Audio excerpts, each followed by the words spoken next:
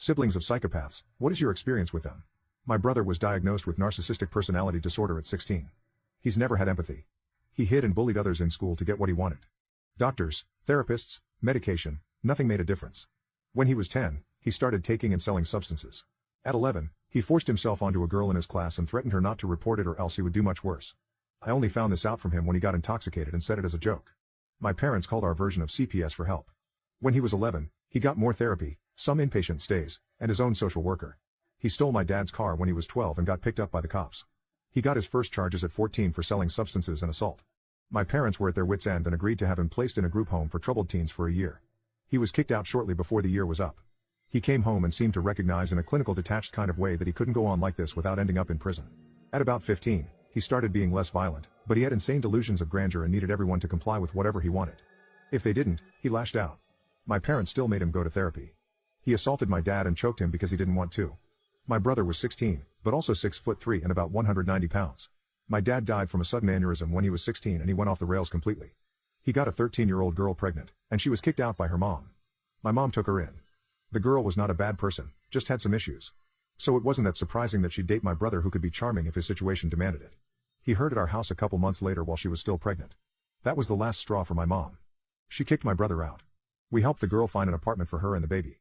Unsurprisingly, my mom caved a short while later and let my brother move back in. He seemed to think he was the head of the household. My parents never married, so my father's modest possessions went to me and my brother instead of my mom. That included the car my dad bought a year before he died. It was the first brand new car he ever bought. A small one, but he was proud of it. My brother made my mom sell it so he could get his half of the money. It wasn't even an expensive one and my mom was devastated to lose my dead dad's little car. I was 20 then.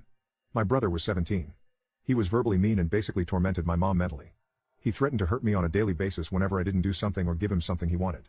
He also threatened to kill me a couple of times. One time he took some substance and tried to force himself onto our mother in the middle of the night. She found it in her to forgive him. The very next day, he told my mom that he'd have no trouble getting a couple guys to run her off the road when she went out.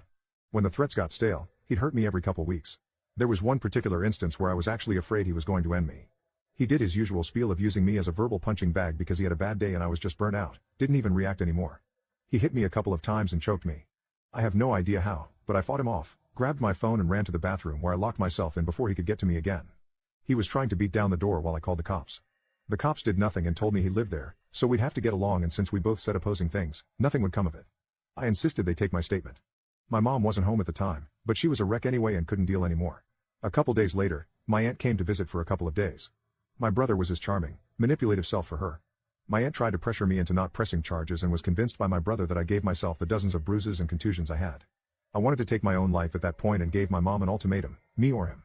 She kicked him out again. He came back a year later and I moved out for college immediately. I don't blame my mom much anymore. Rock in a hard place and all that, but she never could understand the fact that her love for her son was misplaced. He didn't have the things that made someone human. He went to Spain when the mother of his daughter tried to get child support.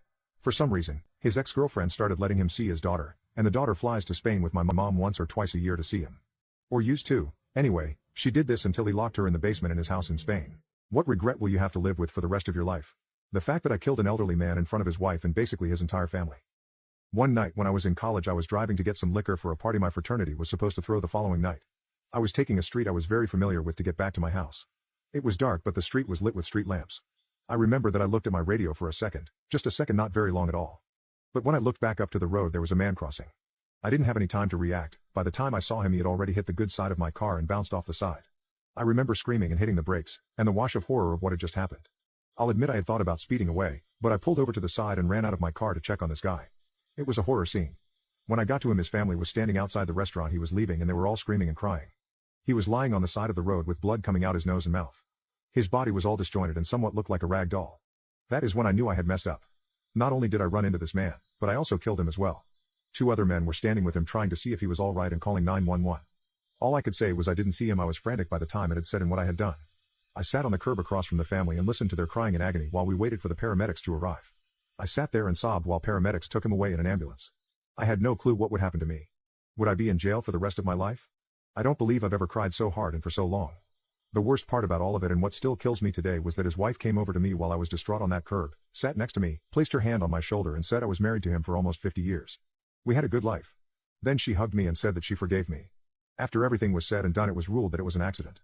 I wasn't charged with anything and I had one of my friends pick me up from the police station. I went down a dark path the years after that.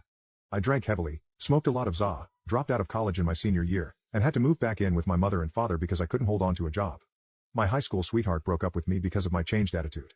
At one point, I didn't even feel like living in the depressed hole that I was in, and I tried to unalive myself with pills. I felt like I was spiraling down and had nobody to hold on to. It was a hard road to recovery, but eventually I got my life back in order. Joined up with the Navy and saw a bit of the world, and now I'm on track to go back to college and hopefully finish what I started there. It took almost a decade, but I finally started to feel almost whole again. I'm back to hanging with my friends, and actually going out. I am also in talks again with my ex, so maybe there is a light at the end of the tunnel.